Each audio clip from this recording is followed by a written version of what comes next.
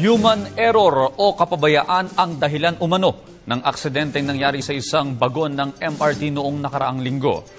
Ito ang lumabas sa investigasyon ng DOTC. Ayon kay DOTC Secretary Joseph Emilio Abaya, hindi sumunod sa safety procedures para sa coupling ang train drivers na sangkot sa aksidente. Bukod dito, hindi rin nagkaroon ng koordinasyon sa pagitan ng driver at ilan pang MRT personnel na may kinalaman sa operasyon, partikular ang station managers sa Magallanes at Taft stations. Bunsod dito, sasampahan ng legal team ng DOTC ng administrative charges ang train drivers at train operations personnel na sangkot dito. Bukod dito, magpapatuloy din ang DOTC ng retraining para sa MRT3 personnel.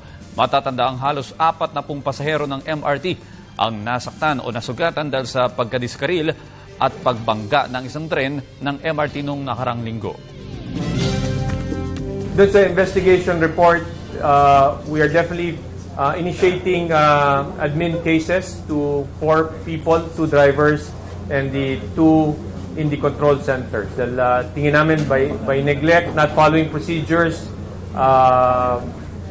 not adhering to what was supposed to have done, then we become liable.